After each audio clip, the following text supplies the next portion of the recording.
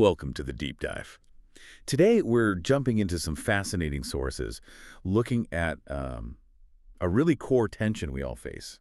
How do you actually succeed? How do you innovate in a world that's just, well, full of rules and regulations everywhere you look, without feeling completely boxed in by them? It's a huge question, and what we're finding in these materials is that real success isn't about ditching the structure, it's about mastering it. We're exploring sources today that draw this really critical line between structure and, let's say, movement. The idea we're unpacking is basically this. Law gives you the framework, the order, but it's wisdom that gives you the freedom, the path within that framework. Okay, yeah, that immediately gets to something I think we all wrestle with. Yeah. You see someone pull off something big, maybe unexpected, like finding some loophole or navigating a policy in a really clever way. You think, wow, was that brilliant? Was that wisdom, or was it just, cunning, just gaming the system? Right, exactly. And that question is why this distinction is so important. I mean, think about it. If everyone, absolutely everyone, just followed every single rule to the letter, no flexibility, no interpretation, what would happen? Society would just seize up. No innovation, stagnation. So that really sets up our main idea here. Law is the framework, sure, but wisdom is the path through it. That totally shifts the perspective, doesn't it? It's not just how do I stay out of trouble. Yeah. It becomes how do I understand this whole system so well, maybe better than anyone else? And the core idea from the sources is pretty powerful. The person who's truly informed, who has that wisdom, they don't fear the law. They understand its edges, its limits so well that they can move freely, even creatively, inside those lines. Yes, and this is where the idea of application comes in. It's key. This isn't just abstract theory. It's about using that deep understanding as a practical tool. Okay, so let's make it concrete. How does this wisdom actually look in action? We found this great story in the material, really illustrates it perfectly. It's about someone who went to a big bank, said they wanted to borrow money, but only asked for, like, a single dollar. Yeah, it sounds kind of ridiculous at first glance, right? A $1 loan.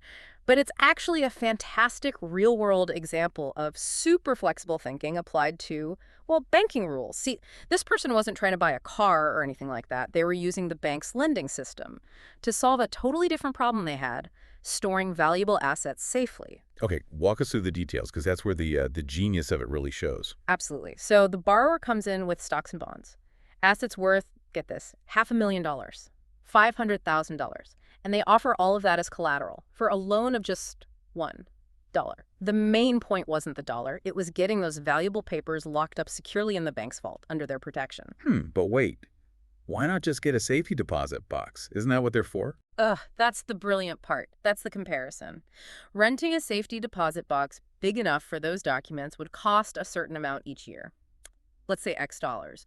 But because of how the bank's internal rules for collateralized loans were set up back then, even for a tiny $1 loan, the annual fee, the charge for holding that collateral, it came out to only 6 cents. 6 cents a year to safely store $500,000 worth of assets. Wow.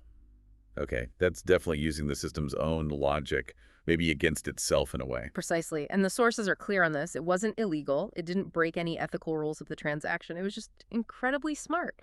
A total mastery of how the system worked, using the bank's own procedures for a purpose they probably never imagined. It just shows you the rules themselves can sometimes offer these unexpected paths to freedom if you understand their structure deeply enough. Yeah, that feels like the real dividing line here. These people aren't rule breakers. They're like rule masters. They know the law so well, they make the fixed framework actually work for their dynamic needs. That's the critical difference, yes. And this kind of applied wisdom, it goes way beyond just banking rules. It applies in really complex areas too, like international policy, where the stakes and, frankly, the potential gains are just enormous. So let's move to that policy example the sources brought up. The currency market thing between the U.S. and Japan in 1971. The bank story is neat, elegant even, but this sounds like it had much bigger global ripples. Oh, it absolutely did. To get it, you have to remember the backdrop. The whole Bretton Woods system was basically falling apart. Currencies had been pegged to the U.S. dollar, and the dollar was pegged to gold.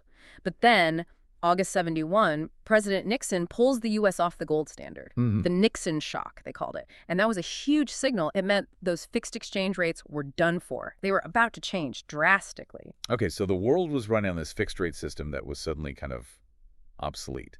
But the market hadn't quite caught up yet. Exactly that. Most investors, the general public, they were still thinking in terms of the old fixed rates, maybe waiting for governments to make official changes or just didn't grasp the immediate fallout of that policy shift. But there were certain, let's say, very sharp players. The sources specifically mention groups of Jewish traders known for their deep connections in global finance. They saw the gap instantly. They understood the policy implications right away. And what was it they saw? Was it just a simple math problem? It was more about understanding the mechanism. They knew those fixed rates were now totally artificial. They realized the real market value of certain currencies, especially the Japanese yen, was going to shoot up against the dollar once things started floating freely. So they didn't wait for any official announcement. They used leverage. They used their deep insight into global policy flows to basically bet against the currencies that would fall and buy hard into the ones that would rise. They exploited that temporary gap, the gap between the official static rulebook and the fast-moving market reality. Wow. So they essentially turned this huge policy upheaval into a strategic gold mine. And again, it sounds like it wasn't cheating. It was acting on better information, better understanding before everyone else caught on. That's exactly how the source frames it as wisdom, the wisdom of those who really understood the law and adapted flexibly. They weren't just reading headlines, they were reading the deep structure of policy and finance. Okay, so moving from these specific examples, this brings us to the bigger idea, the underlying principles. We're all living surrounded by rules, right? Laws, company policies, social norms, even unspoken stuff. And it's crucial to see the difference between the structure and, well, us. Rules, regulations. By definition, they have to be a fixed framework. They're written down static until someone changes them. But people, humans, we're dynamic, we're living things, constantly adapting, changing, evolving. Yeah, the moment a rule gets written, life is already finding ways to flow around it or bump up against it. That's it, exactly. So the person who really thrives, who succeeds in this environment, is the one who gets that static framework so well they can adapt harmoniously within it. They become, in a sense, the master of the game, not by breaking the rules, but by knowing the boundaries so well, that they can move with incredible freedom and flexibility inside those boundaries. They don't need to test the fence. They use all the space available within it. That poses a really interesting question for anyone listening, especially if you sometimes feel kind of stuck in red tape or bureaucracy. Is wisdom found in just blind obedience, following every single instruction perfectly? Or is it actually in seeing that flexible space, the room to move between the written lines? Well, based on these sources, it's definitely the second one. The wise person, they operate within the rules, absolutely. But they're never imprisoned by them. The goal isn't just compliance. It's understanding the deep purpose of the rule. What's it really trying to achieve? And then using that understanding not just to follow it, but to leverage it, to be creative, to innovate without actually violating the core principle or crossing that line into chaos. Okay, this feels immediately relevant to everyone listening. I mean, whether you're negotiating a contract, starting a business, managing personal finances, anything. Yeah. So how do we take this idea of wisdom and actually apply it? What are the sort of practical steps or takeaways? Well, let's contrast the two main approaches you could take. Path one. You live constantly afraid of accidentally breaking some rule, crossing some line you didn't even know was there. If that's your mindset, your life professionally, personally, it's likely to be pretty timid, restricted, reactive. You'll definitely miss opportunities. Yeah, you see that a lot in big organizations, right? Yeah. People terrified to make a decision for fear of some internal policy they don't fully grasp. Exactly. Now, path two. You live with a deep, proactive understanding of the laws and frameworks relevant to you. You know the precise limits. You understand the intent behind the rules, that knowledge, that deep understanding. It naturally leads to creative freedom. You're not waiting for permission.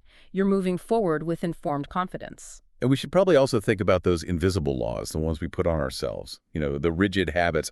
I must do this. I cannot do that. Sometimes we build our own cages that are much tighter than any external regulation. That's a really important point. That's where active, wise living really comes into play. It's about finding that balance between structure, which is necessary, and movement, which is life. So, compliance, following the rules, that brings safety, stability, keeps the system working. But it's adaptability, flexibility, that's what brings growth. Maturity, real progress.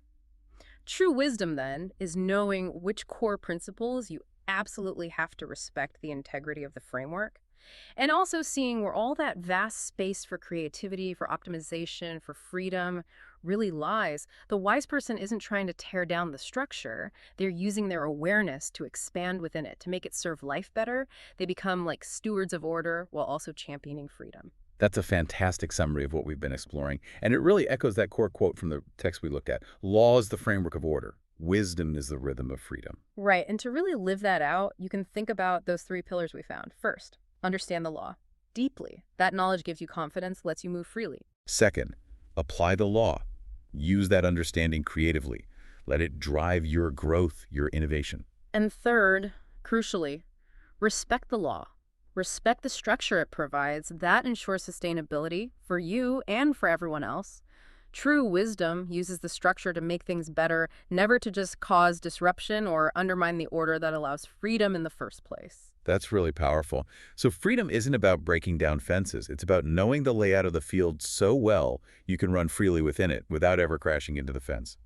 And maybe when you live with that kind of deep wisdom, your own life starts to become a sort of lesson for others, a lesson in how to navigate this complex, rule-filled world with real creativity and genuine freedom. Maybe start looking for that flexible space in your own life today.